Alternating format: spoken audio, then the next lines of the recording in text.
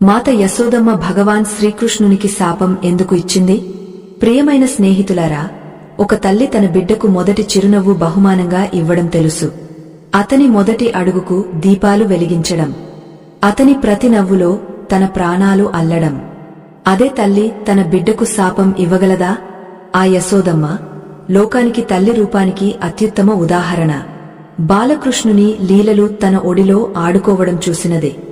విషపాత్రను అమృతంగా భావించి మమత పేరుతో తాగే ధైర్యం చేసినదే.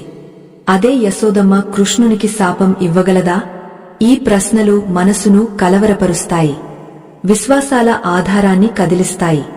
కృష్ణుడు ఉన్నచోట ప్రేమ ఉంటుంది, యశోదమ్మ ఉన్నచోట మమత ఉంటుంది. మరి ఆ మమతలో శాపం అగ్ని ఎలా మండుతుంది? ప్రియమైన స్నేహితులారా, చరిత్రదారులో ఎన్నో రహస్యాలు దాగ ఉంటాయి. మన గ్రంథాల మెత్తని పేజీల మధ్య దాగ ఉండే సీతలు ఎవరూ లోతుగా చూడలేదు, వినలేదు. కాని ఇవాళ మనం ఆ రహస్యం నుండి తెరతీస్తున్నాం. ఆ క్షణం నుండి తల్లి హృదయంలో దున్హకం, వేదన, మమత తుఫాను ఎగసినది. ఆమె ఏదో అనేసింది, ఎవరూ మరచిపోలేనిది. అది శాపమా, లేదా తల్లి మనసు ముక్కలైన కేక? అది కోపమా, లేదా వచ్చే భవిష్యత్తును సూచించే శాపమా? అతి పెద్ద ప్రశ్న. భగవాన్ శ్రీకృష్ణుడు మహాభారత ధర్మయుద్ధం సృష్టించినవాడు, గీతోపదేశం చేసినవాడు. ఆయన నీతులపై యుగాల సభ్యతలు నిలబడ్డాయి. ఆయన కూడా తల్లి శాపం నుండి తప్పించుకోలేడా?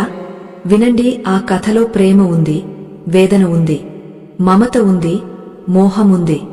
యశోదమ్మ ఒడి నుండి కృష్ణుని విశాల రూపం వరకు ప్రయాణంలో ఒక మలుపు వచ్చింది. అక్కడ తల్లి కళ్ళు చెమ్మగిల్లాయి, మాటల్లో విషం నిండింది. ఇవాళ ఆ రోజు ఏమిటి తెలుసుకుందాం.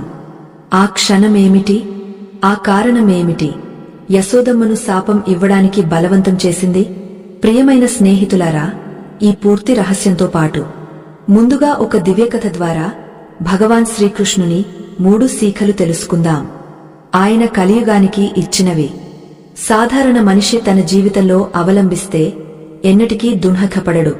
ప్రియమైన స్నేహితులారా, మీ విలువైన సమయం వృధా చేయకుండా కథ మొదలు పెడదాం. కాని ముందుగా ఒక ముఖ్యమైన విషయం చెప్తాను. మన పురాణ గ్రంథం గరుడ పురాణంలో స్పష్టంగా చెప్పబడింది, ఏ కథ అయినా, శీఖ అయినా మధ్యలో వదిలేస్తే అది జ్ఞానం లేకపోవడం మాత్రమే కాదు, పాపం లెక్కలోకి వస్తుంది. అసంపూర్ణ కథ మనసులో సందేహాలు, భ్రమలు, అర్థంలేని సత్యం వదిలేస్తుంది. ఆ అర్థంలేని సత్యం